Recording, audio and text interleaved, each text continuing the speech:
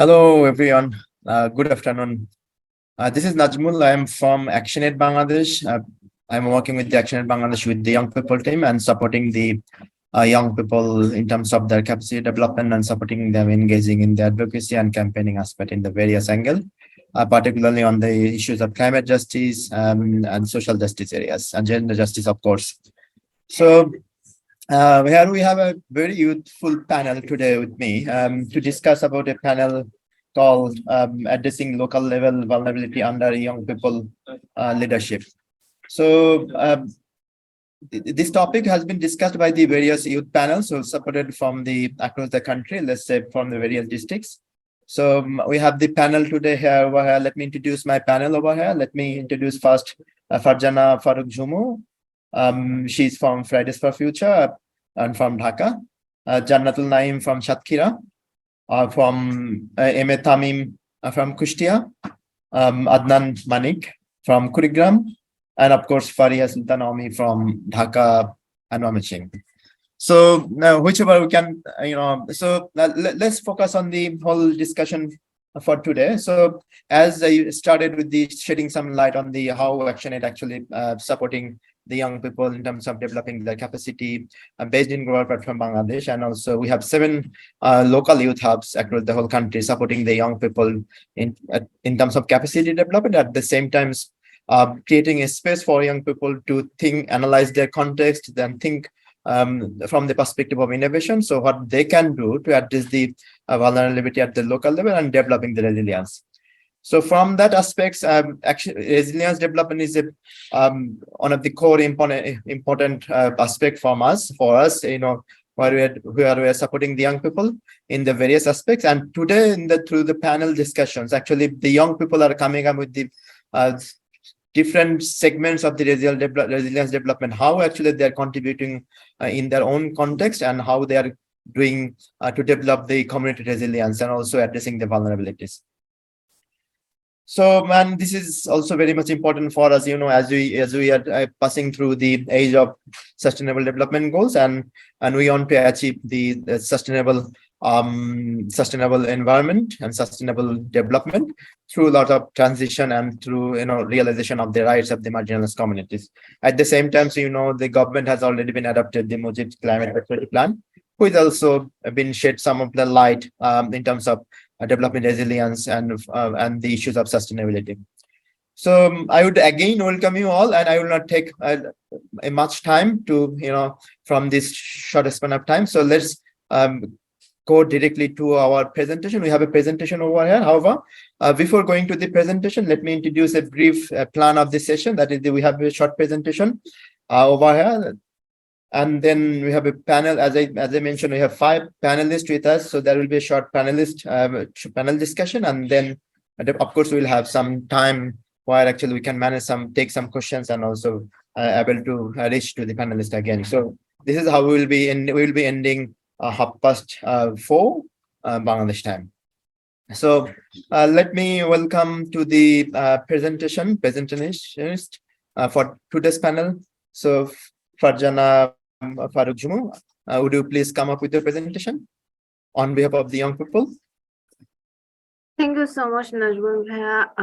Today, as you said already, I'm here to represent the a report about young people who is analyzing and addressing local vulnerabilities, and this is a way for our resilience development. And why we are talking about youth, because we all know that 1/3 of the population is youth, and that's why Bangladesh is experiencing a demographic window, and we can actually address this demographic window and put it in a demographic dividend if we are using or utilizing our youth. But the biggest problem we are facing is youth are having multiple vulnerabilities, which actually decreasing the way we can actually utilize our youth. And one of them can be like limited access of internet, so people who might not actually join because of that, or there is climate migration dropping out. Sorry for the interruption. The slide is not changing at my end. I'm not sure whether it is changing at your end and other ends. No, it's not changing actually. Okay. Yes, it is starting Now to I change. Yes. Yeah, think, yeah. Okay, sure. yeah. So as I was saying that youth are facing different problem, and that's why we want to talk about the key dimension of the vulnerability of youth. And we have actually found with the it was a research from Sanem and ActionAid Bangladesh, where we could find 5 vulnerabilities, and they are like education, digital service, employment, health, and at the last is social defense. There are many other subset of these vulnerabilities, but these 5 actually came out of many others. That's why we want to discuss a bit more about it, and we want to start about the education and youth perception on the possibility of climate induced harm in the community. This is by the percentage of education, and what we actually find out. And as you can see, there is a huge data set, but I would love to actually mention some of them. To start with, almost like 47% is considered somewhat that there is a climate induced harm in their community, and they think that climate change will be severe in next several years. And then there are a, a gap between this idea that what people are thinking. If the youth have like more education, they are thinking that the climate induced harm is more, so they are kind of informed. That's why they are thinking like that. And if we are actually observing this table, what we can see is youth with higher education is trying to understand more about climate induced damage rather than the low educated youth. So as we can see, there is a gap between education and higher like how actually people are taking socioeconomic status and education together. So we want to check next in the next like graph. And what we actually find out that the large percentage of young people who are not a student are actually from richer family. And if you can see the graph, the red part actually showing the higher education, and in the black is lower education, from like primary education, which in our country is from grade 1 to 4. And as you can see, the poor student can't actually access higher education. And if you can see the graph, this is like more than less than 1% who actually went for higher education, but in richer families this is like almost 13%. So there is a huge gap. And also what we see from different districts in our country, which is like Nilphamari, Thakurgaon, Sunamganj, Hobiganj, Chattogram Hill Tract, it have like less education background, and it's also because of the poverty. So those areas are poverty prone, and that's why they have less educational higher educational background. And if we are continuing with this, what we can also see that this is also another data set where we can see that there is a gap between a non-educational student and how it is related to gender.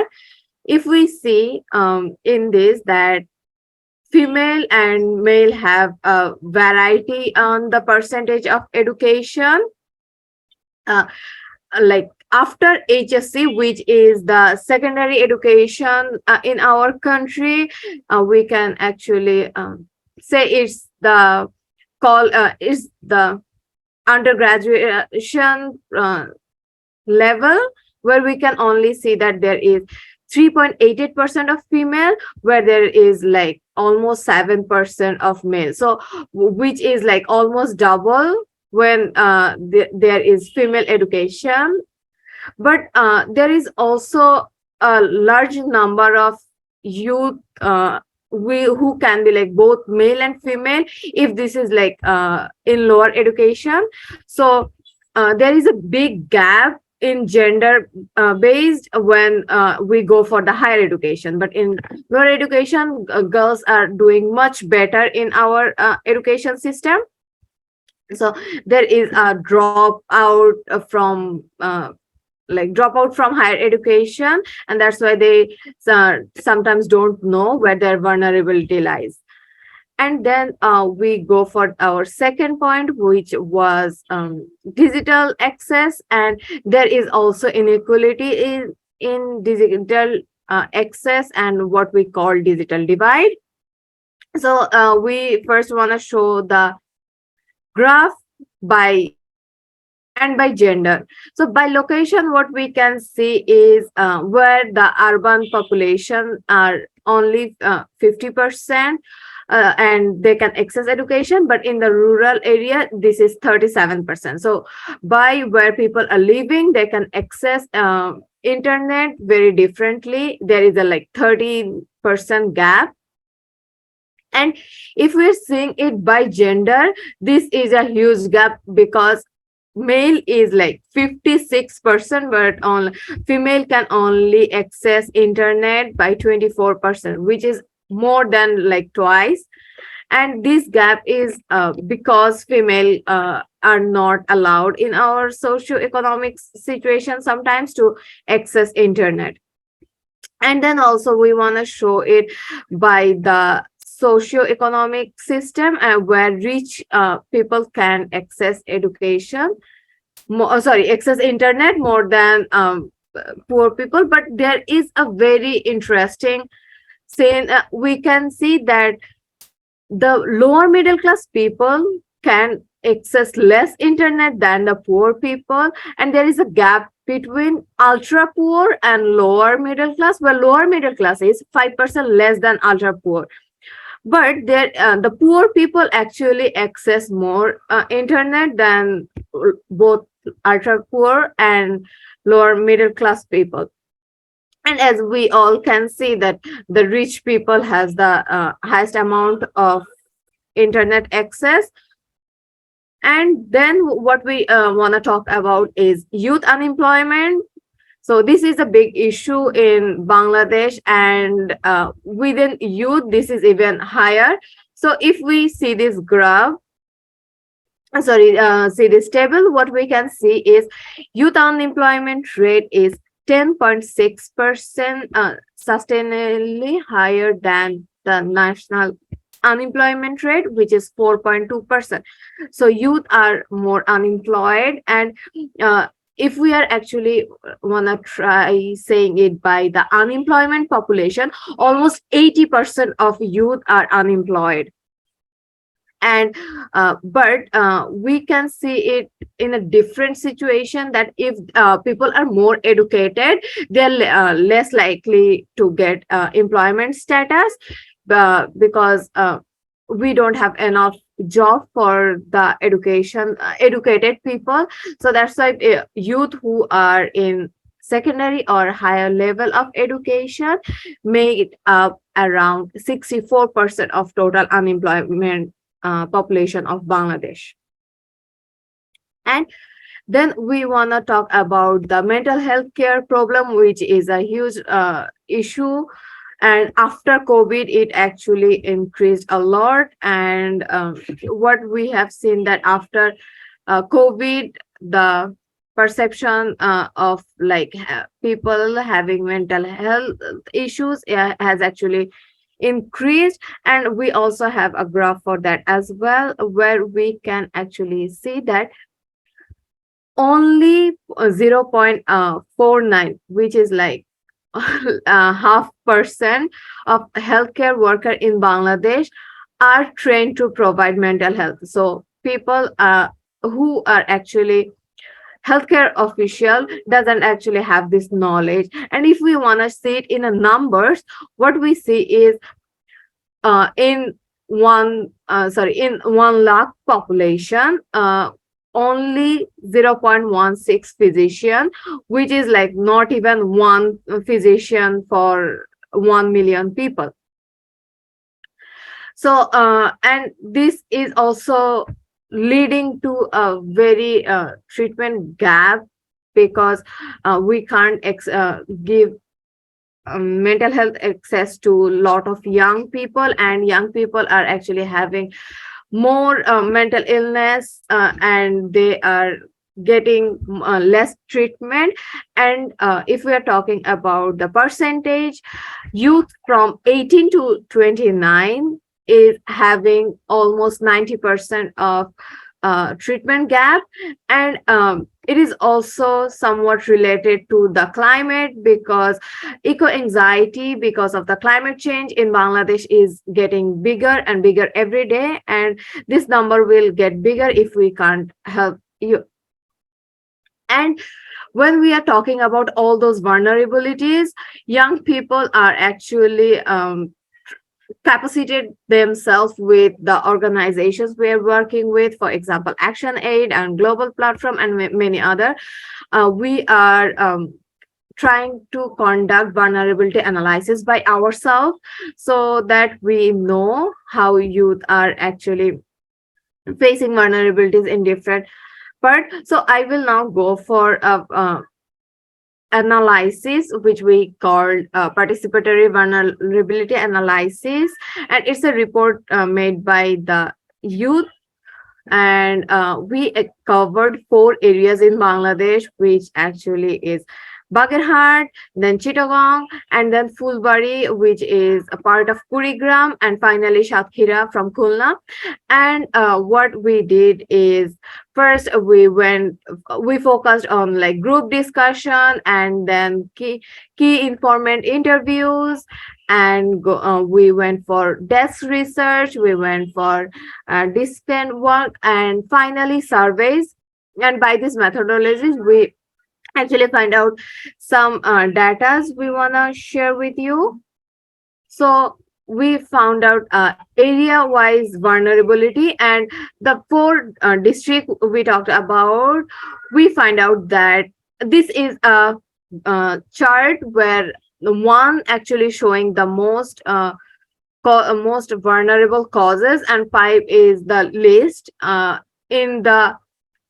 In the report we actually find out, and what actually all of these 4 areas have common is the natural disaster.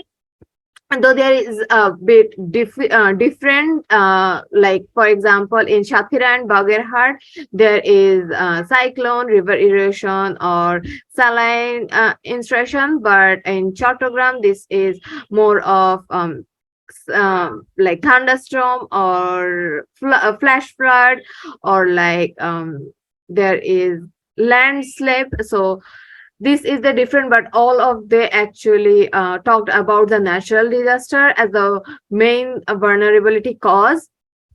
And then we find out socio-economic or economic problem, which can include like unemployment, child marriage, dowry, what we already talked about before as well, that what could be the socio-economic problem for youth. And all of this area talked about this. And then we got health issues like HR or mental health as the third vulnerability for these areas. But in Kurigram, people didn't mention these health issues, so we don't have any data for this. And the next one is political problem. Many actually mentioned this rather other than Bagerhat. So they talked about lack of public service, or like lack of access to civic right, or inactive local administration. These are the vulnerabilities they talked about, and the causes why this vulnerability is coming. And in Chattogram they also mentioned socio-psychological problem, which none of the other areas youth have mentioned, but in Chattogram they also talked about racism or gender equality, and which also can be somehow related to the Rohingya refugee problem. So this is the vulnerability we have find out. And we actually went, after this report we actually got some recommendation which is also from youth, and which actually start with integrated disaster risk reduction plan and budget allocation, as a disaster is one of the big issue for youth. And then scale based market oriented training, because as we already talked about education, and this is very important for youth to get in the employment as well. And then rehabilitation and shelter for youth for disaster prone areas. And this is very important as well because of the natural calamities we talked about. And after that we can talk about the to establish sustainable and effective embankment. We will listen more about it in the panel as well. And then we talk about like re-increment and redigging of canals. This is also important because of the floods happening, and river management is also important. Stop construction of illegal dam, which also goes with river like floods. And we need natural water flows, that's why this is important. Then conservation of fresh water is water sources. Water need to be like right for everyone, and that's why we will listen more about it in the panel. And then promoting rainwater harvesting, this is very important. Providing safety net service for victim of salinity and river erosion, again in the southern part this is very important for us. Providing technical skills in climate resilient agriculture and fisheries for marginalized community. And then introducing salt tolerant agriculture system, and bridging the gap between service provider and the people who utilize their service, and establish a reasonable negotiation channel. And this is all three of them is very important for getting public service and also getting employment. And after like the recommendation, I would like to show you some of the youth-led initiatives we have been taking for years. And I will start with youth climate strike. As we have many problems, we are trying to show solidarity with Fridays for Future to actually work on climate justice. We can talk about it a bit later as well. And just to give you a summary, we actually so far engaged 4,000 young people who are striking year long for their own like for showing the solidarity as well as to demand the justice they need in their own areas. And the areas are Kurigram, Bagherhat, Satkhira, Dhaka, Gaibandha, Narayanganj, Dinajpur, Nilphamari, Sunamganj, Kustia, Chittagong, Cox's Bazar, Sylhet, Jamalpur, Barguna, and it's going on and on in the next time. And we are seeing people from different areas to come and adding their own values to it as well. And then I just want to also talk about some of the mitigation initiatives which is also youth led. So our youth actually work in a teachers training on climate literacy and mitigation, so that teacher can tell their students about the sensitization of like plastic, reuse and recycle. And then we also made a climate fund which is to like support the students on mitigation initiatives. And then plastic collection booth, this is to encourage about recycling process. And finally tree plantation using the fund I have talked about just now. And this is all is a part of climate club. So we are trying to build climate club in different areas and also different schools as well. So finally, I just want to add some more contextualized climate movement, which is very locally based, which our youth is working in their own area. So I will start with sustainable embankment movement, where our panelists will talk more about it. I just want to show you where we are working right now, like Shatkhira, Kustia, Jamalpur, Sunamganj, Noakhali. These are the areas where youth are building a momentum for embankment movement, and then water movement for water scarcity. We are working on Sunamganj and Rampal, sorry, Shamnagar and Rampal, and we will know more about it. And then participatory vulnerability analysis, which I talked about a bit earlier.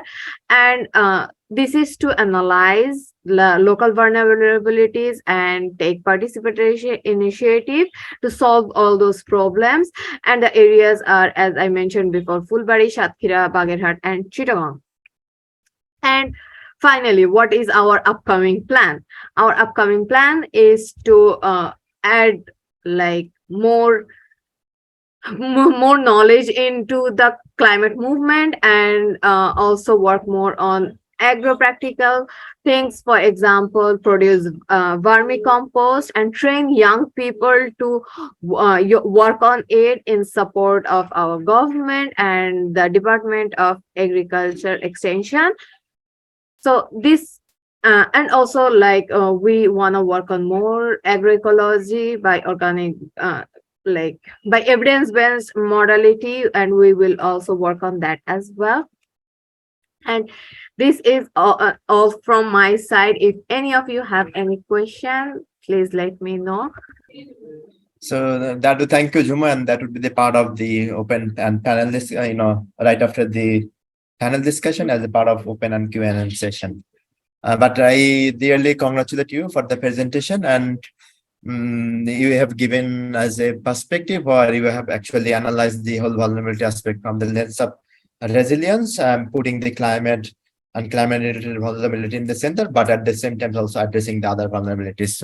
So actually we see young people lag behind, and this is the areas, let's say the unemployment, the digital divide, the education, health services, actually that's impacting on the negative vulnerability, negative aspects of vulnerability, intensifying these vulnerability aspects further, causing through climate change and other aspects. Thank you again, and I appreciate your presentation. So we'll come back to you later on, but before that, let's hear from the our panelists who is actually joining from the giving their own experiences.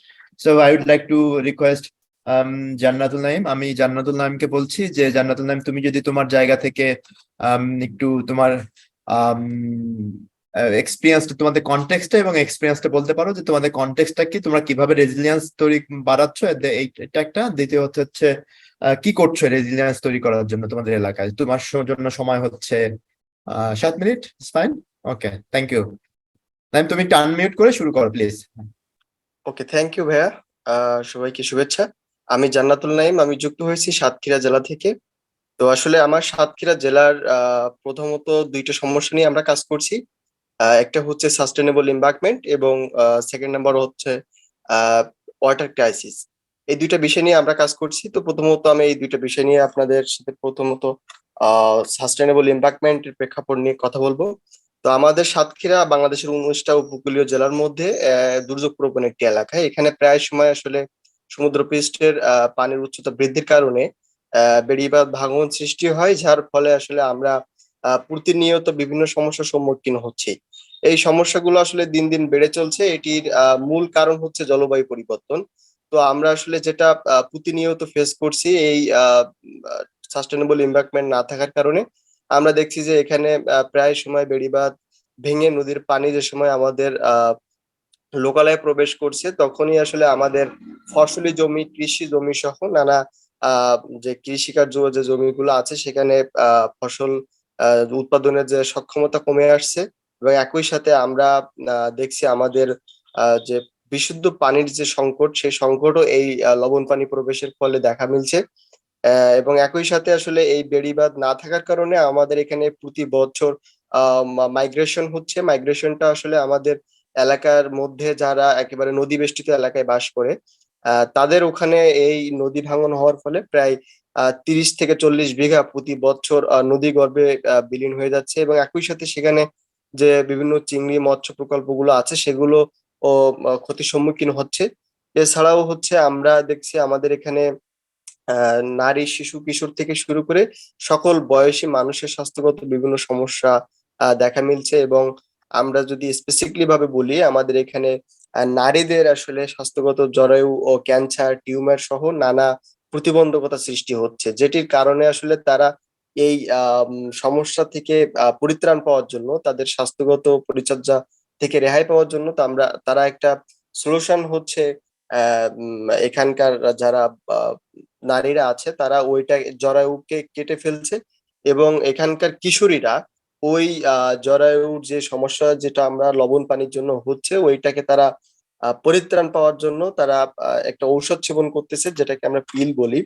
এটা খেয়ে তারা মাসিক বা period বন্ধ করছে। এভাবে করে আসলে নানা জটিলতার মধ্য দিয়ে আমাদের এই সাতক্ষীরা উপকূলীয় এলাকায় একটি সাস্টেনেবল এনভায়রনমেন্ট না থাকার কারণে অনেক ধরনের সমস্যা হচ্ছে। এবং এখানে পর্যায়ক্রমে ফসলি জমি কমে আসতেছে, ধান চাষ কমে আসতেছে। একই সাথে আমরা যে জমিগুলোতে আবাদ করতাম সে আবাদি জমিগুলো বিনষ্ট হয়ে যাচ্ছে।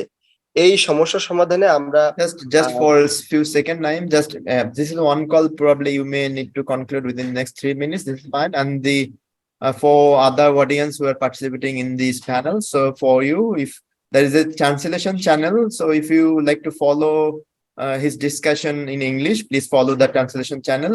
And yeah, and this is just for your information. Thank you very much. Naeem, please go ahead.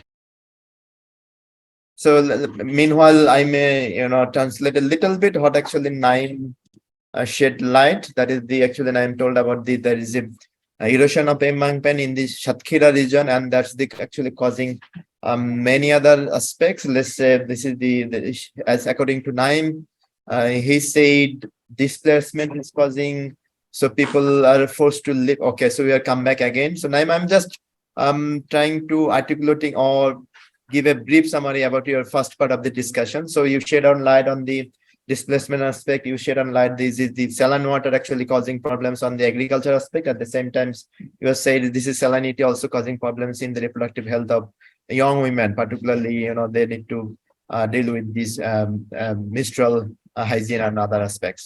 So please go ahead. Please conclude your discussion for next 3 to 4 minutes, the rest of the discussion. ওকে, আমরা আসলে এই সকল সমস্যা কাটিয়ে ওঠার জন্য আমরা প্রথমত গ্লোবাল প্ল্যাটফর্ম বাংলাদেশের মাধ্যমে সোশ্যাল মুভমেন্ট বিষয়ে আমরা একটা ট্রেনিং পাই। সেই ট্রেনিং এর মাধ্যমে আমরা মূলত সামাজিক আন্দোলন সম্পর্কে জানি। এবং এই সামাজিক আন্দোলন সম্পর্কে ট্রেনিংটা পাওয়ার পরে আমাদের ঠিক ওই মুহূর্তে আমাদের এলাকায় আবারও সেই বেড়িবাঁধ ভাঙন সৃষ্টি হয়, যেটা প্রতি বছরের নেই।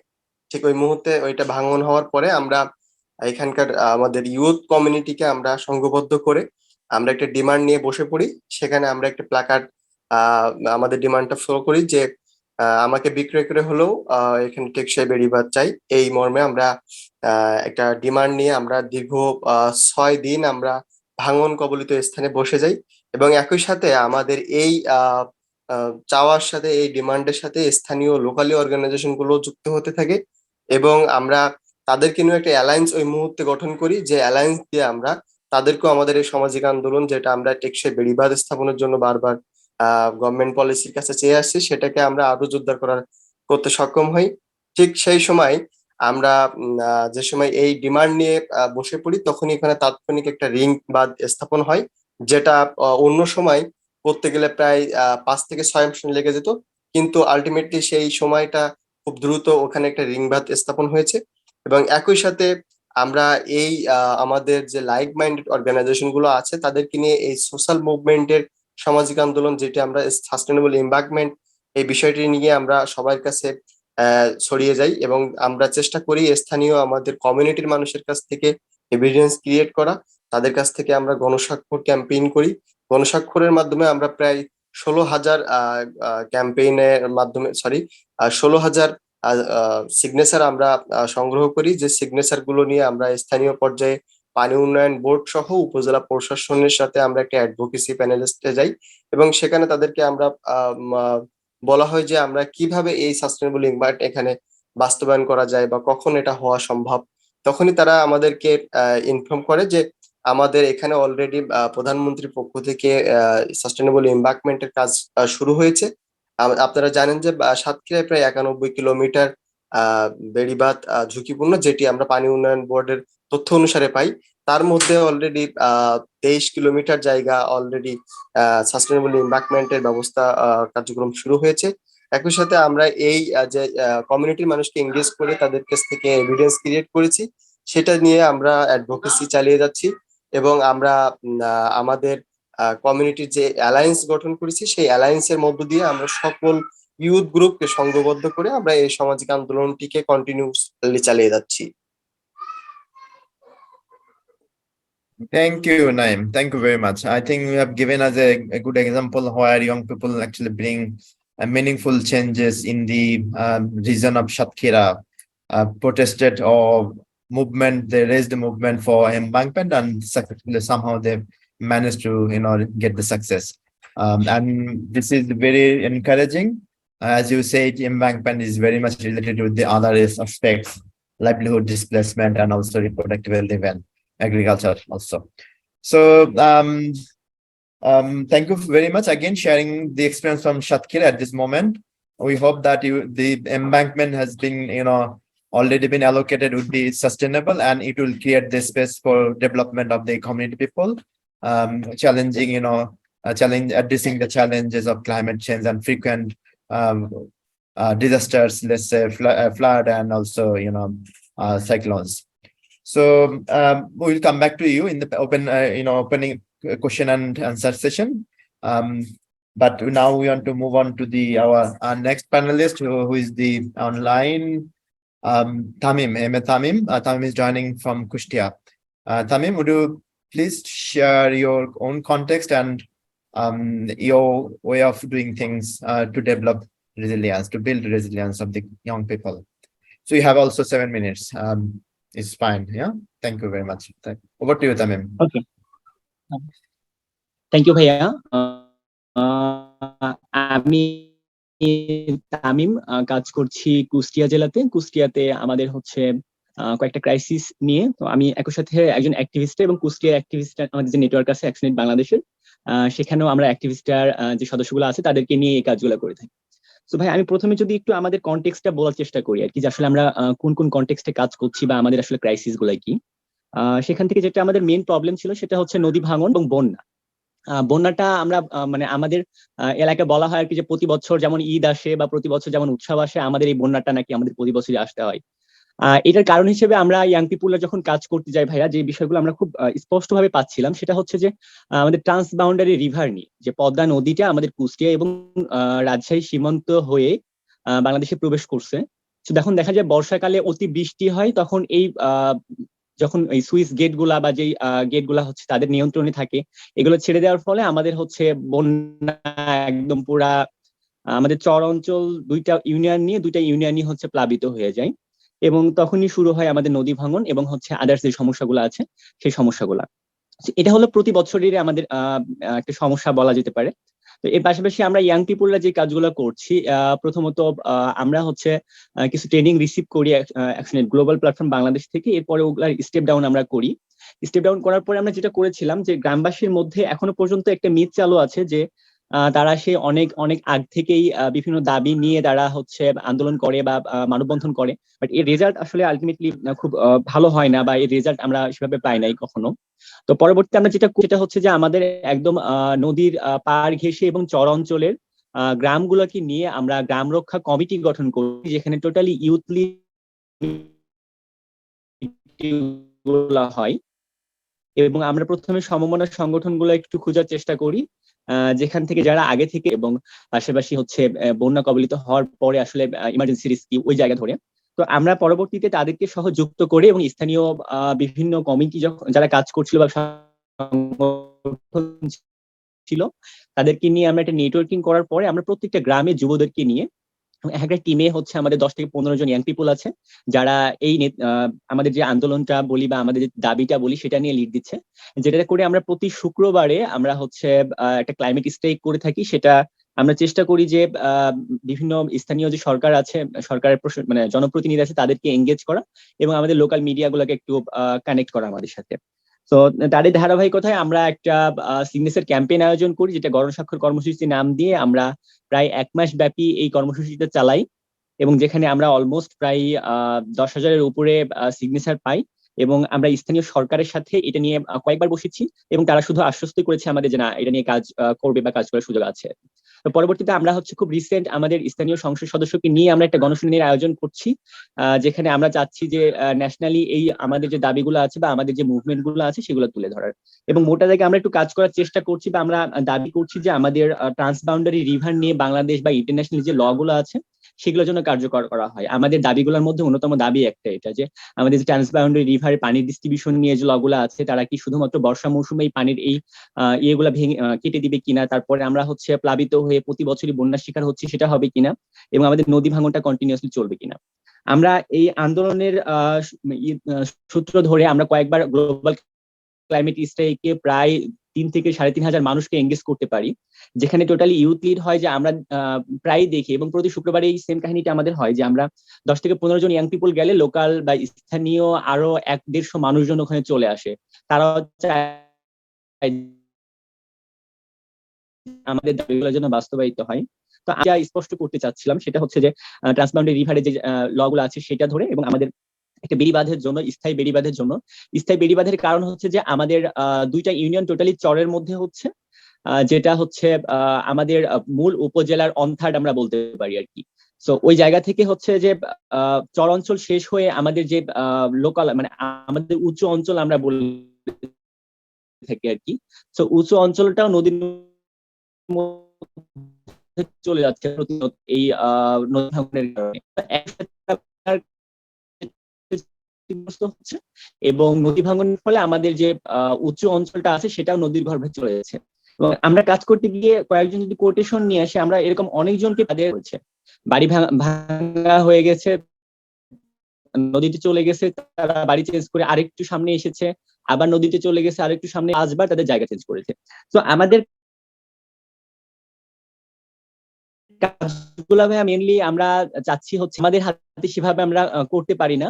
তো ওই জায়গা থেকে আমরা ট্রান্সবাউন্ডারি রিভারে যে লগুলো আছে সেগুলো আমরা দাবি জানাচ্ছি যে এগুলো যেন মানে বাস্তবায়িত হয়, এবং আমাদের এই যে দাবিগুলো আছে এগুলা পূরণ হয়। তো আমাদের কনটেক্সট থেকে ভাই আমরা এইটুকু চেষ্টা করছি, এবং পুরো সাপোর্ট অ্যাক্টিভিস্টরা কুষ্টিয়া লিড করছে, এবং আমাদের যে লোকাল অর্গানাইজেশন গুলো আছে তারা লিড করে আমরা কাজগুলো করতেছি। Thank Thank you. you very much, Mohammad Tamim. So Tamim shed light on some aspect of river erosion in the region of Kustia, Podda Basin. So he shed light on implementing actually the transboundary river law. So for water management during the rainy season, and also summer for using the water for other aspects. So we have heard two contexts, one from the Satkira, which is embankment issues. Another thing is the now river erosion. So we will move on to the another aspect, actually giving us some kind of innovation aspects, how actually they're trying to adapting the whole situation, or how that they're trying to supporting the transition in terms of agriculture, agroecology. So let me invite Adnan Manik. Adnan, if you hear me, if you can, আপনি যদি আমাদেরকে একটু বলতে পারেন যে আপনাদের এখানে এই কৃষি রিলেটেড চর্চাটা কেমন আছে, এবং আপনারা কি করতে চান, কিভাবে রেজিলিয়েন্স বাড়াতে চান? থ্যাংক ইউ ভাইয়া। শুরু করেন। আমি সাধারণত কাজ করছে অ্যাগ্রো ইকোলজি নিয়ে। আমাদের এইদিকে সাধারণত কৃষি যে একটা সম্ভাবনা আছে, অপার সম্ভাবনা, সেটা কিন্তু রাসায়নিক সার এবং অধিক পরিমাণে কীটনাশক ব্যবহারের ফলে বাধাগ্রস্ত হচ্ছে। কৃষি গবেষণা প্রতিষ্ঠান ব্রিয়াস কর্তৃক সাতক্ষীরা আবেদন প্রকাশ করছে গত 1 বছর আগে। সেখানে বলা হয়েছে যে বাংলাদেশের যে কৃষি জমিগুলো রয়েছে তার মধ্যে শতকরা 4 থেকে 5 ভাগ জৈব পদার্থ থাকা প্রয়োজন, কিন্তু বাংলাদেশের ক্ষেত্রে সেখানে আছে শুধুমাত্র 1.5 থেকে সর্বোচ্চ 1.8 ভাগ পর্যন্ত, যেটা শুধুমাত্র অতিরিক্ত হারে কীটনাশক এবং রাসায়নিকের লাগামহীন ব্যবহারের ফলে এই সমস্যাটা তৈরি হচ্ছে। এবং আমাদের দেশের কৃষি গবেষণা ইনস্টিটিউট ব্রাসের মতে আমাদের দেশের প্রায় বিভিন্ন মাধ্যমে অনলাইন কিংবা বিভিন্ন কৃষি অফিস থেকে বিভিন্ন মাধ্যমে আমাদের দেশের কৃষকরা শুধুমাত্র 19.5 ভাগ কৃষকরা শুধুমাত্র জানতে পারছে যে রাসায়নিক এবং কীটনাশকের ব্যবহার আমাদের জন্য কতটা ক্ষতিকর, এবং অন্যদিকে প্রায় 81.5 ভাগ কৃষক জানেই না যে এই কীটনাশক কতটা ক্ষতিকর। অর্থাৎ তাহলে এই 81.5 ভাগ কৃষক লাগামহীন ভাবে কীটনাশক এবং রাসায়নিকের ব্যবহার করে যাচ্ছে। তাদের কাছে যদি আমরা এই পরামর্শটা পৌঁছাতে না পারি যে এই কীটনাশক কতটা ক্ষতিকর আমাদের এই উর্বর জমির জন্য, তাহলে কিন্তু এটা ব্যবহার বাড়তেই থাকবে এবং মাটির এবং কৃষির জন্য, ভবিষ্যৎ প্রজন্মের কৃষির জন্য একটা বড় বাধা হয়ে দাঁড়াবে বলে আমি মনে করি। এই কারণেই আমি আমার ব্যক্তিগতভাবেই আমি ভার্মি কম্পোস্ট তৈরি এবং গোবর এবং কেঁচোর মাধ্যমে একটি ভার্মি কম্পোস্ট তৈরির প্রক্রিয়া তৈরি করেছি, এবং আমার দেখা দেখি আমার অঞ্চলের অনেক মানুষ এটি তৈরি করছে এখন। এটি মোটামুটি ভাবে ভালো, এবং আমরা যখন রাসায়নিক সার ব্যবহার করি এবং কীটনাশক ব্যবহার করি সেক্ষেত্রে যে ফলনটা আমরা পাচ্ছি, অন্যদিকে ভার্মি কম্পোস্ট ব্যবহার করলে তার থেকে বেশি ফলন পাচ্ছি। অন্যদিকে আমাদের আর্থিক যে অপচয়টা সেটা কিন্তু অনেকাংশেই কমে যাচ্ছে, রাসায়নিক সারের তুলনায় কমে যাওয়ার ফলে কৃষকরা কিন্তু লাভবান হচ্ছে। তাই আমি মনে করি যে এই আমার যে এই প্রক্রিয়াটা ভার্মি কম্পোস্ট তৈরির প্রক্রিয়া, এটা যদি আমাদের দেশে গোটা দেশে সম্ভাবনা কিন্তু আছে, আমরা যদি এটা ছড়িয়ে দিতে পারি তাহলে কিন্তু আমাদের গোটা দেশের যে সমস্যা, রাসায়নিকের লাগামহীন ব্যবহারের ফলে যে সমস্যা তৈরি হয়েছে, এই সমস্যার সমাধান হবে বলে মনে করি। এবং সেই সাথে আমাদের দেশের যে কৃষির যে অপার সম্ভাবনা এভাবে যদি চলতে থাকে, আর কৃষিতে যদি সেরকম পরামর্শ না হয়, কৃষকরা কিন্তু অজ্ঞ, সঠিকভাবে এই জিনিসটা জানতেছে না এবং লাগামহীন ভাবে কীটনাশক এবং রাসায়নিকের ব্যবহার করতেছে অধিক লাভের আশায়। কিন্তু আমরা যদি এই ভার্মি কম্পোস্টটা অ্যাড করতে পারি তাহলে কিন্তু তারা রাসায়নিক থেকে সরে আসবে এবং এই ভার্মি কম্পোস্টটা যোগ করবে। আর যদি এভাবে চলতে থাকে তাহলে ভবিষ্যৎ কিন্তু আমাদের যে মাটির গুণাগুণ, উর্বরতা, এটা কিন্তু পুরোপুরি ভাবে নষ্ট হয়ে যাবে এবং আমাদের ভবিষ্যতে এই কৃষি প্রধান দেশ একটা হুমকির মধ্যে পড়ে যাবে বলে আমি মনে করছি। ধন্যবাদ। থ্যাংক ইউ আদনান, বাট আমার একটা প্রশ্ন আছে আপনার কাছে এই মুহূর্তে যদি করি একটু, সেটা হচ্ছে যে হাউ ডু ইউ সি মানে how are disseminating your knowledge and skills to the other young people and community? কিভাবে আপনারা আপনার এই যে নলেজ এন্ড স্কিলটা আপনার কমিউনিটি মেম্বার বা অন্যান্য যুবদের মাঝখানে ছড়িয়ে দিচ্ছেন? আমরা জানি যে অনেকেই বলে যে রাসায়নিক সার ছাড়া উৎপাদন সম্ভব না, আমরা বলি না অনেক সময়, আমাদের এক ধরনের একটা ন্যারেটিভ আছে। So how do you actually challenging that narrative that yes, agriculture production is also possible, good production is possible by using this organic fertilizer? যদি থ্যাংক ইউ। আমরা এটা যখন করছি, আমাদের এলাকায় যখন করছি, আশেপাশের লোকজন দেখার পরে তারা কিন্তু অভিভূত হয়েছে। রাসায়নিক ছাড়া যে উৎপাদন সম্ভব, এবং এটা মানে রাসায়নিকে যে উৎপাদনটা করা হয় তার থেকেও যে ভালো উৎপাদন সম্ভব রাসায়নিক ছাড়া। আমরা প্রাকৃতিক বীজ ব্যবহার করছি কীটনাশকের পরিবর্তে আর কি। পরীক্ষামূলক ভাবে আমাদের কৃষি উপজেলায় একটা সমিতি আছে, আমরা ইয়ংরা মিলে এই সমিতিটা তৈরি করি এবং সেই সমিতির মাধ্যমে মোটামুটি ভাবে এটা প্রচার হয়ে গেছে। এটা কিন্তু মানুষজন আর কি বিশ্বাস কম করতে চাচ্ছে, আর এটা একটু রিস্কি। তো এটা যদি গভর্নমেন্ট এখানে সহায়তা করে কিংবা কোনো অর্গানাইজেশনের মাধ্যমে এটা প্রচার করা যায়, মানে ভবিষ্যতে আমাদের তরুণ প্রজন্ম, আমাদের দেশের যে অধিকাংশই কিন্তু তরুণ, তাদেরকে কাজে লাগিয়ে আমি মনে করি যে এটা সম্ভব। আমি নিজেও এটা পরীক্ষামূলক ভাবে প্লাস্টিকের মধ্যে কয়েকটা করছিলাম, সবজি রোপণ করছিলাম। এটা আমার সোশ্যাল মিডিয়াতে দেওয়ার কারণে, মানে দেওয়ার জন্য এটা আমি প্রস্তুতি নিয়েছিলাম এবং কয়েকটা সবজি গাছ লাগিয়ে সেটা আর কি দীর্ঘদিন আমি ভিডিও করছিলাম এবং ভিডিও করার পর ফলাফল কি আসে সেটা সহ আমি প্রমাণ সহ এটা আমি সোশ্যাল মিডিয়াতে দিয়েছিলাম এবং এটা ভাইরাল হয়ে গেছিল। মানে মানুষজন এখন অনেকেই আমার ফ্রেন্ডরা এটা করতেছে এবং কৃষি অফিসে আমি কথা বলছিলাম এটা নিয়েও, তারা বলছে যে আমরা মানে আগামী বছর থেকে নাকি কৃষকদের পরামর্শ ভিত্তিক ওনাদের আসবে, ওনারা নাকি কৃষকদের এটা মানে গ্রাম পর্যায়ে গিয়ে বুঝাবে, কিন্তু এটা কিন্তু দ্রুত গতিতে ছড়িয়ে দেওয়া প্রয়োজন বলে আমি মনে করছি। Thank you very much. Thank you very much, Adnan. I think it's a tremendous effort you and other young people has given in Kurigram for promoting the organic fertilizer and sustainable agriculture. I think this has given us a hope for future. Sustainability actually is possible, and if we get skills and we have that right attitude and to think of our mother nature. So and then I think with that hope, actually this is very much good hope, we want to move on to the next speaker, and she's over there. So let me move on to the Faria Sultan Omi. If you can shed light something about this new, as you have seen, the Adnan has shared us some of the transition, so how we can make precedence of from this traditional agriculture to kind of sustainable agriculture. So what is the demand? As you are saying, you are supposed to talk on the Green New Deal. So why you are actually demanding that Green New Deal? Thank you Nazmul ভাই for giving me the floor. প্রথমেই আপনি শুরুতে একটা কথা বলছিলেন যে আমরা young পিপলরা এখন কাজ করছি সাস্টেনেবল ডেভেলপমেন্টের জন্য।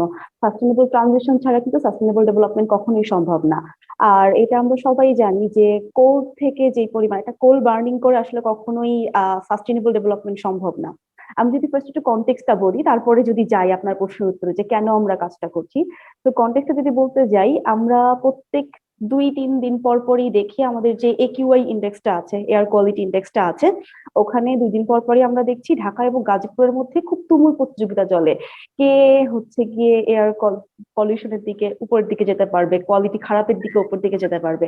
এটা আমাদের ইন্টারনাল প্রতিযোগিতা। আর বাইরের দিকে দেখা যায় ঢাকা এবং দিল্লির মধ্যে আরেকটা তুমুল প্রতিযোগিতা চলে। তো এরকম যখন প্রতিযোগিতাগুলো চলে, তখন কিন্তু আসলে সব থেকে বেশি ক্ষতির মুখে পড়ে আমাদের স্বাস্থ্য।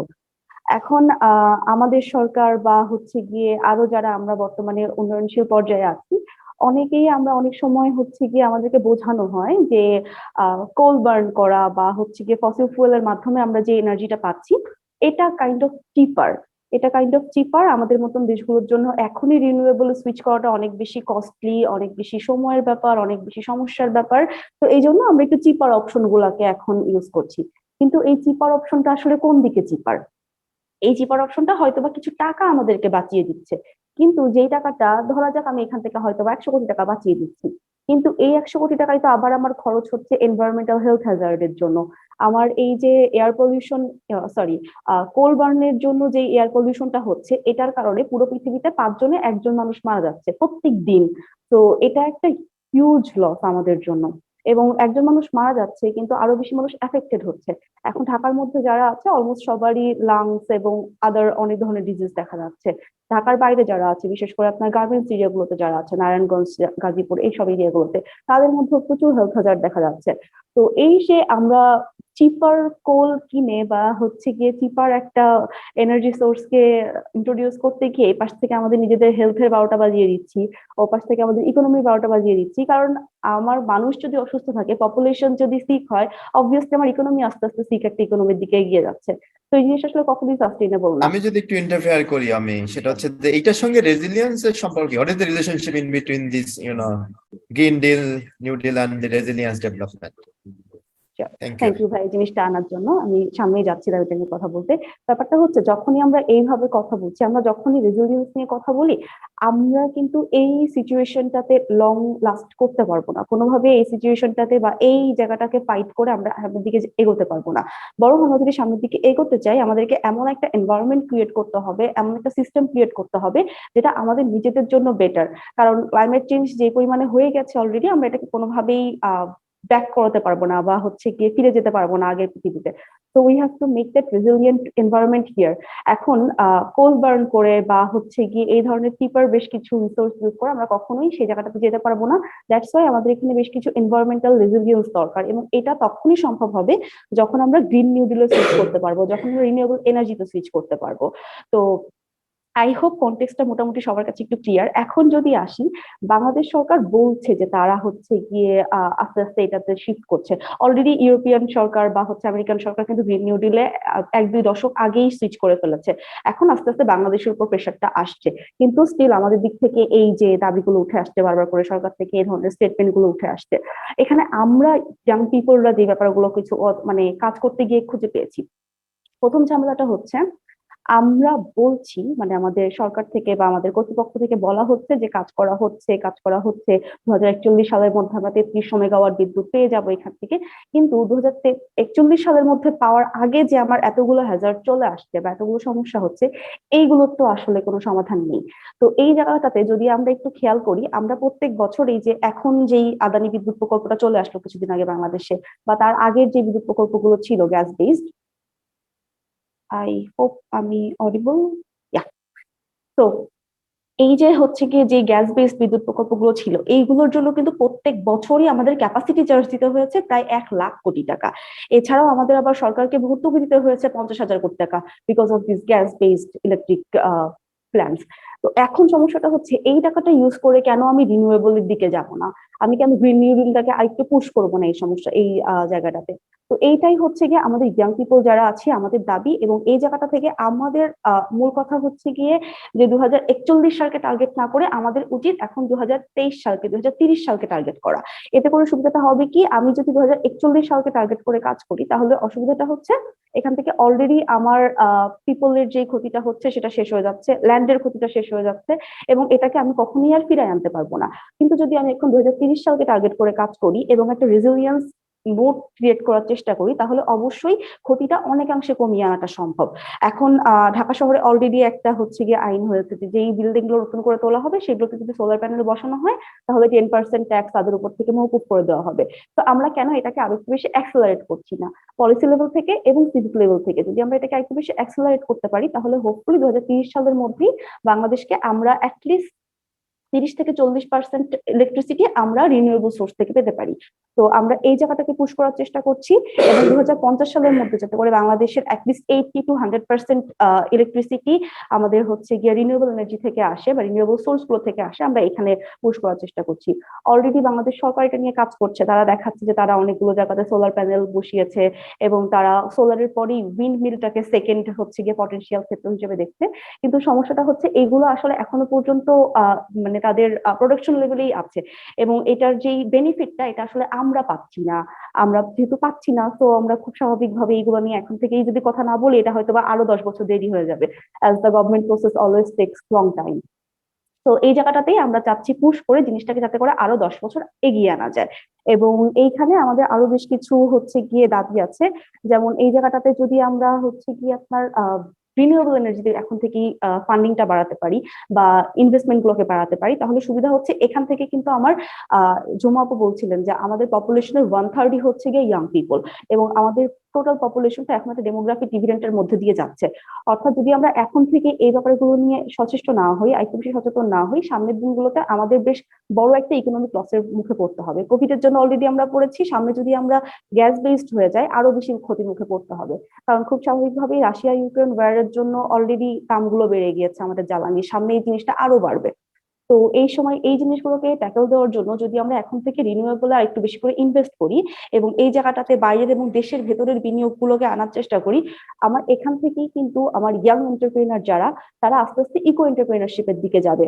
কারণ শুধুমাত্র যখন আমি রিনিউয়েবলে সুইচ করছি, তখন আমার এই যে সোলার প্যানেল গুলো তৈরি করা, এগুলোকে ইনস্টল করা, এইটার উপর বেস করেই অনেক ধরনের এন্টারপ্রেনারশিপ তৈরি হবে। তো আমরা চাচ্ছি যে রিনিউয়েবলে সুইচ করতে হবে, এবং তার সঙ্গে আমাদের যে ইয়াং পিপলরা আছে তাদেরকে এইখানে এমপ্লয়মেন্টের সুযোগটা দিতে হবে। কারণ আমরা যখন এই ব্যাপারটা নিয়ে কাজ করে আসছি, পড়ে আসছি, আমরা খুব স্বাভাবিকভাবেই চাইবো আমাদের এমপ্লয়মেন্টটা বা আমাদের যে লাইভলিহুডটা সেটা এই সেক্টরটা থেকেই আসুক। আমরা এই জায়গাটাকে একটু পুশ করার চেষ্টা করছি। আর লাস্টলি আমরা যেটা বেশি করে চাচ্ছি সেটা হচ্ছে কি এখন থেকে যাতে করে মানুষের মধ্যে এই ব্যাপারে আরেকটু বেশি করে নলেজ এবং ক্যাপাসিটি ডেভেলপমেন্টটা হয়। কারণ অনেক মানুষ হয়তো বা জানে যে রিনিউয়েবলটা ভালো, কিন্তু কেন ভালো, কিভাবে ভালো, এবং সে আসলে কতটুকু কস্ট ডিফারেন্স আছে এটা অনেকেই জানে না। তো এটা নিয়ে আমরা সবাইকে এডুকেট করার চেষ্টা করছি। অলরেডি আমাদের ইয়াং পিপল টিম গত বছর হাজী দানেশ বিশ্ববিদ্যালয় যেটা আছে দিনাজপুরে ওখানে, এবং হচ্ছে গিয়ে Chittagong University of Engineering and Technology, এই দুটো জায়গাতে তারা বেশ অনেকগুলো ওয়ার্কশপ করিয়েছে ওখানকার যারা স্টুডেন্ট আছে, ওখানকার যারা ইয়াং পিপল আছে তাদের ক্যাপাসিটি ডেভেলপমেন্টের জন্য। এবং এই বছর অলরেডি আমরা আরো 4টা ইউনিভার্সিটির সঙ্গে কথা বলছি যাতে করে আমরা ইউনিভার্সিটি লেভেলে যে ইয়াং পিপলরা আছে তাদেরকে এই কাজগুলোতে সম্পৃক্ত করতে পারি। কারণ যখন আওয়াজটা ওখান থেকে আসবে তখন আসলে পলিসি লেভেলটা আরো বেশি প্রেশারাইজড হবে, আরো বেশি পুশড হবে। তো এই জায়গাটার সঙ্গে আমরা যাচ্ছি, আমি এবং আমার টিম থেকে আমরা আরো কাজ করছি যাতে করে এখানে লোকাল লেভেল ইউথ যারা আছে বা লোকাল লেভেলে যারা কাজ করছে তাদেরকে আরো বেশি করে এম্পাওয়ার করার জন্য, তাদেরকে ভার্চুয়াল এবং ফিজিক্যাল ওয়ার্কশপ গুলোর মাধ্যমে জানানোর জন্য যে আসলে আমরা কেন এগুলো চাচ্ছি এবং কোন কোন ভাবে এগুলো সম্ভব হবে। তো হোপফুলি যদি আমরা সবাই মিলে এই সবগুলো জায়গা থেকে আওয়াজ তুলতে পারি, তখন হয়তো বা যে কন্টেক্সট একটু আগে আমি অ্যানালাইসিস করলাম, হয়তো বা 5 বছর পরে সেটা পুরোপুরি চেঞ্জ হয়ে যাবে, এবং সরকার যেটাকে একটু লং টাইম ধরে চিন্তা করছে সেটাকে আমরা ইয়াং পিপলরা পুশ করা হয়তো বা একটু কম সময়ের মধ্যে চেঞ্জ করতে পারবো। Thank এবং you. আমার মনে হয় we got you the context and we got these and the solutions actually that the you and the young people propose, and you rightly said that if we depend on the fossil fuel, probably that is not sustainable at all, and you cannot depend on unsustainable energy issue, and for energy use of creation of energies, and that is not useful for resilient development. So as you are saying that if we want to develop resilience of the young people, then you need transition from the fossil fuel to renewable aspects, which is more sustainable, and there are lots of aspects. As you said, you demanded on the government to invest more resources. There are other aspects as well. So there is also issues of technology transfers to our community, and there is the issues of also how we become more strategic in terms of using our own resources, and not to totally dependent on these commercial fuel aspects. So these are the few areas you already mentioned, and I think which are very important. And as our previous speaker Adnan mentioned about the transition from traditional agriculture to agroecological transition, or more climate resilient sustainable agriculture, and you are talking about transition from the fossil fuel to renewable fuel for electricity generation. So these are very much important aspects in terms of in terms of resilient development. And we understand all the time government are not able to deliver on the moment, because of there are lots of challenges. However, how we the young people also create some of the innovative models in terms of projecting the power of the youth, the innovative power of the youth. Yes, this is possible. And in terms of even energy transition, yes, this is the possible. This is the strength of renewable energies in terms of employment generation, in terms of power generation, and in terms of other aspects. So we are waiting for that. Someday probably you and your colleagues will giving us some of the innovative model where we can show to the other stakeholders, including the state parties or government, yes, this is possible for transition from fossil fuel to renewable. Thank you again, Normi. Now the last speaker. Now I'm moving to Farjana. Jumu, you have already given a presentation, but yeah, if you wanted to say something about this whole aspect of Fridays for Future movement. So what are you are doing in Bangladesh from the Fridays for Future movement in terms of developing resilience of the young people from grassroots to national, and how you are connecting from local to global level. So what do you, Jumu? ভাইয়া ঝুমু শুরু করার আগে আমার একটা request ছিল, সেটা হচ্ছে আমাদের ট্রান্সলেশনটা হচ্ছে সব প্যানেলিস্টদের উদ্দেশ্যে বলছি, একটু স্লো গেলে হচ্ছে ওনার জন্য ট্রান্সলেট করাটা ইজিয়ার হচ্ছে। খুব ফাস্ট না যাই আমরা, আর পারলে একটু কয়েক সেকেন্ড করে পজ নেই মাঝখানে Pause দিয়ে একটু যাওয়া। Right. Thank you very much. Okay. Yeah, Thank you. Thank you, Bonnie. Yeah. Jumu, over to you. Thank you so much, Bhaiya, for the translator. I will go with English, so it's easier for the Yes. person as well. So distinguished like listener and speakers, let's all go for a moment to visualize a scenario where a children is dying drying his books because there was a flood and he wanna study. He doesn't understand why he is the victim of the flood. He doesn't understand whether he has hope for higher education. All he knows is he wants his book to be dry so that he can go to school. This is the scenario of Bangladesh and many other global south countries. And as Fridays for Future, which is a global movement started in 2018, we want this injustice to be addressed. And Fridays for Future, even though it started in global north, we Fridays for Future MAPA, which is most affected people and areas, are trying to work in global south to address this injustice, because ultimately what we want is justice for all, because we know that if one of us is impacted by climate change, all of us will eventually. And for this, what Fridays for Future Bangladesh is doing is to, first of all, being a part of Fridays for Future international movement, we started to follow all the narratives which is coming from Fridays for Future, and we are also part of this working groups which actually design all those narratives, all those hashtags, and also to connect local level solutions to the international ones. So in Bangladesh, what we do is with different organizations like ActionAid, Global Platform, and Activista Platform, many other organizations. What we do is to organize strikes on global climate strike. Usually there is 2 global climate strike in a year, and we organize it where there is like around 10,000 young people in different areas. But also throughout the year we see different people is asking for different demands, which we already have heard from our fellow colleagues. And this is to show the solidarity to the people who actually is suffering from all those climate induced disaster, but also to show the solution, because Fridays for Future narratives is to build a society which is not just to that children I was talking about, or about the woman Naim was talking about the person Tamim was talking about. So we want this justice for all, and this can be done in Bangladesh perspective. This can be done by the demand we are making to hard in the international level, which Fridays for Futures do. And but also what we are trying to do is finding those resilience in our local level, because I always try and I always like take some pride for being a Bangladeshi that we have one of the best early warning system for a flood or like any cyclone. We have some best solution for adaptation, and currently we are also going very well with mitigation system, which we already heard from our fellow activists and colleagues. And all this need to be like shown.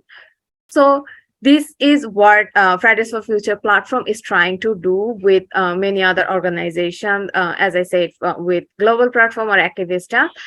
And for this, I just want to show some example that how we actually, our collective effort is actually giving us success. So for last year, one of our main demand from whole like Bangladesh was having loss and damage funding facilities in the agenda of UN global conferences. And one of the most like one of our demand is to address all those economic but as well as non-economic losses as well. So for that we actually striked, we actually like connected with our local government as well, so that the push to the national government is to talk about more on loss and damage perspective. And we called it a success that in COP27 the final draft actually talked about the loss and damage agenda, and that's a big success for youth from Bangladesh and also global south. And this year our main focus is more on mitigation, as Paria already talked about, that we want more renewable energy and renewable fundings, that not our country still being in a least development country, which will graduate eventually, but still being in an economic situation where we have to fund our like losses and damages by ourselves yet.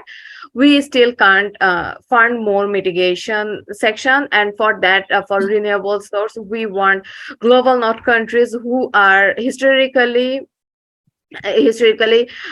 making this emission to give us the like finance for mitigation and for adaptation. And this is not in terms of debt, this is in terms of the compensation. So that's what we are currently working on as a whole collective in Bangladesh, but as well as in global south and global north. Thank you, Bhaiya. Thank you, Jumu. Thank you giving us the whole aspect of the youth movement in Bangladesh and how youth movement of Bangladesh is also connecting to the global movement in terms of, addressing the issues of loss and damage, and that we actually celebrate for achieving our demand, and also the biggest milestone for developing our resilience, I think, to develop. So this is actually the conclusion of the first round of panel discussion. We have some time for open discussion and Q&A.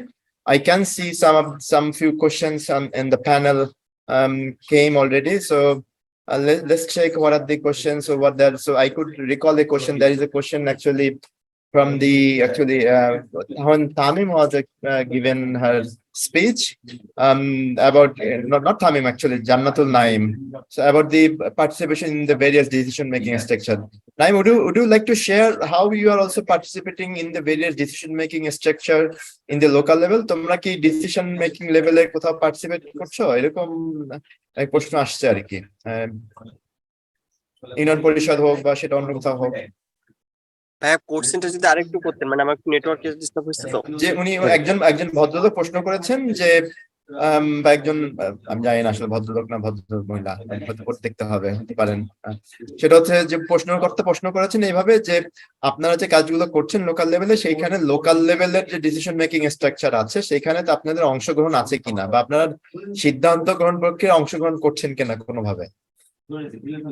ধন্যবাদ ভাই। আসলে আমরা এই বর্তমান আন্দোলনটা গড়ে তোলার পরে আমাদের স্থানীয় লোকালি যে ইউনিয়ন পরিষদ এবং উপজেলা পরিষদ গুলো আছে, সেখানে আসলে আমরা সিদ্ধান্তর জায়গায় আমাদের কোনো স্থান এখনো পর্যন্ত আমরা অবস্থান করতে পারিনি। তবে আমরা তাদের কাছে যদি অ্যাডভোকেসি কোনো লেভেলে যে কোনো বিষয় নিয়ে জানতে চাই, তাহলে তারা সেটা আমাদেরকে জানায় আর কি। তবে সিদ্ধান্ত প্রণতার জায়গায় আমরা যুবরা এখনো অংশ নিতে পারি নাই। চ্যালেঞ্জটা কোথায় যদি এখানে আমরা একটু বলি যে আসলে চ্যালেঞ্জটা আসলে একটা আছে রাজনৈতিক হস্তক্ষেপ, এবং আরেকটা জিনিস হচ্ছে যে স্থানীয় কিছু মানুষ আছে, তারা চায় না যে এখানে লোকালি ইউথরা এসে কথা বলুক। মানে এক কথায় হচ্ছে যে এই সমস্যার সমাধানের জন্য যারা আসলে আমাদের বাধা হয়ে দাঁড়িয়েছে, তারাই মূলত চায় না যে আমরা সামনে যাই। তারা মূলত একটা বাধার কারণ আমাদের জন্য। সো কিভাবে এই চ্যালেঞ্জটা মিটিগেট করা হচ্ছে? এই চ্যালেঞ্জটাকে আমরা তাদের সাথে নিয়মিত মানে অ্যাডভোকেসি করতেছি, তাদের সাথে আমরা আমাদের সমস্যার কথাগুলো আরো ক্লিয়ারলি বলার চেষ্টা করতেছি, এবং একটা পর্যায়ে তারা আসলে বিষয়টা অনেকটা আগের থেকে আমাদের দিকে বা আমাদের পক্ষে আসার চেষ্টা করছেন, এবং আশা করি যে আগামী যে সামনের যে সিদ্ধান্ত গ্রহণ করা হবে সেখানে অবশ্যই ইউথদের কোনো একটা পার্ট তারা রাখার চেষ্টা করবে। এটুকু আশ্বস্ত আমাদের উপজেলা পরিষদের চেয়ারম্যান আমাদেরকে করেছেন। ধন্যবাদ নাইম আপনার এই উপস্থাপনার জন্য, এবং আপনি যে আশাবাদ ব্যক্ত করলেন আমরাও প্রত্যাশা করছি। We also hope that your hope will be materialized soon. Young people will be participating in the various decision making structure at local level, so that you may raise your demand, you may raise your voice, and you may demand for your rights. We have seen a few questions to the Adnan Manik. Adnan, are you available with us? So if you can open up your Yeah. microphone and video, yes. So that is the there's a question about that. There are also whether you have approach to any financial institutions for financial support to scale up your organic fertilizer production.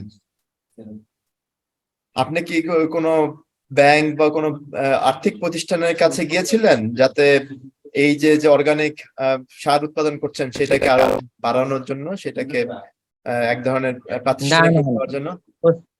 কোথাও যায়নি, কোথাও সেভাবে যাইতে হয় না, এটাতে খরচ সেরকমটা না, মানে ব্যাপক পরিসরে করতে গেলে আর কি খরচ লাগবে, কিন্তু আর্থিক প্রতিষ্ঠানে গেলেও যে আমি ইয়তদের সেরকম ভাবে কোনো ঋণ কিংবা দেয়া হয় না। আপনার কেন মনে হচ্ছে যে ইয়ত বলেই আপনাকে ঋণ দেওয়া হচ্ছে না? আপনি তো জানেনই, গেলে তো বুঝতেন যে না, মানে আমার সিনিয়র ভাইরা ঋণ নিচ্ছে তো ওদের কাছেই শুনি সেই রকম ভাবে আর কি ঋণ দেয়া হচ্ছে না। 20,000 25,000 দিয়ে তো আর এইভাবে করা সম্ভব না। আমি ব্যক্তিগত উদ্যোগে যেটুকু সম্ভব অতটুকু করছি আর কি। ওকে, ধন্যবাদ।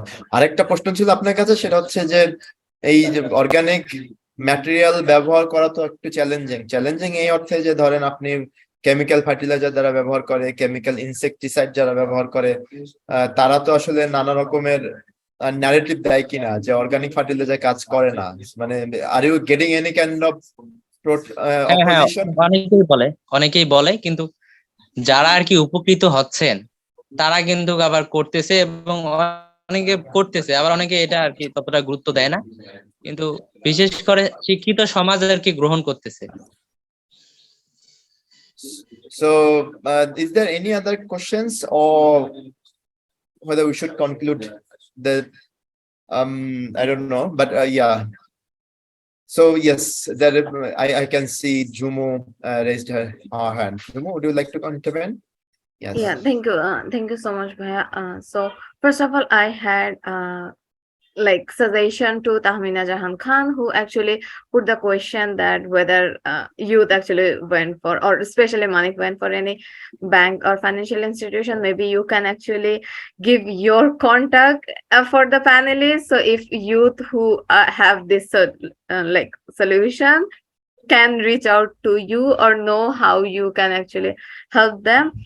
And to address the first question, which is also like from my presentation, so I just want to add that youth currently there is some level of youth inclusion, which is we obviously appreciate, but at the same time we want our local government and like national government as well to make sure that this is like this participation is not tokenistic. This participation is more of to make sure that the youth have capacity to build this like knowledge. There need to be limitation of knowledge gap, so that youth who can be involved can know where they are getting involved and what the input they should give, or also to put all this like awesome solution what youth have been showing to make sure that this comes in a like really good this gets a really good platform, not just in any tokenistic way. Thank you. Thank you very much, Jumu. I think you have raised it, how can actually young people meaningfully participate in the various decision-making space rather than just as a tokenistic approach. So may I request to the back panel whether you can also include the other participant who join, if they have anything to share as a as a participant, to participate in the open open question and answer session. And this is the one. Second thing is the whether we can take a photographs with all of them. So this is the let me request to our back panel, which is possible technically. So this is the one. Second thing is the any other panelist you want to shed some discussion, share some ideas based on the questions already been submitted with us. So you are welcome within 1 or 2 minutes. And others as well. Adnan, please, if it's possible.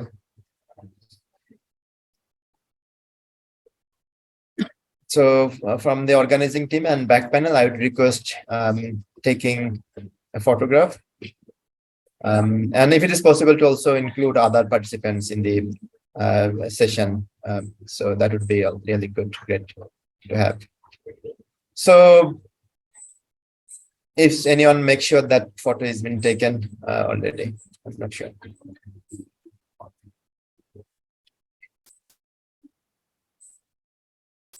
Yes, the photo has been taken. Thank you. Thank you very much. So let us conclude the session today. So we started with a presentation where we have actually included the Jumu on behalf of us. Jumu presented us the how the young people are suffering many different aspects of vulnerabilities in the Bangladesh in general, and then she also shed some light on the how young people also analyzing their the vulnerabilities in the local context to address through their movements, through their engagements with the local government and other administration, and also engaging in some of the kind of innovation aspect, let's say agroecological intervention, and also they also demanding New Deal. So we amongst us we had the panelists have Jannatul Farooq Jumu from Fridays for Future, Farjana Farooq Jumu, and then Jannatul Naim from Satkira, Eme Tamim Kustia from Kustia, Adnan Manik from Satkira, from Kurigram, and then Fariha Sultana Omi, of course, from Satkira. So I think today's discussion, as it was a kind of young people interventions in terms of their engagements from the grassroots to national level, with respect to adaptation and with respect to also mitigation aspects. So how young people also develop their capacity and how they are engaging in the community to claim their rights, also addressing the vulnerable aspects by collaborating with these various other stakeholders. So it has given us some thoughts, food for thoughts for thinking in future. I think it has given also some some ideas of how young people also can further engage in future from local to national and beyond. So for developing the resilience, as we have committed in our sustainable development goals and also Mujib climate prosperity plan. So those who have participated in our discussion in these sessions, I thank you all very much, and hope we will see someday somewhere with new kind of discussion where young people are also making their great contributions with the aspect of climate justice issues. Thank you very much again. See you all. Keep well and keep sound. Thank you very much again.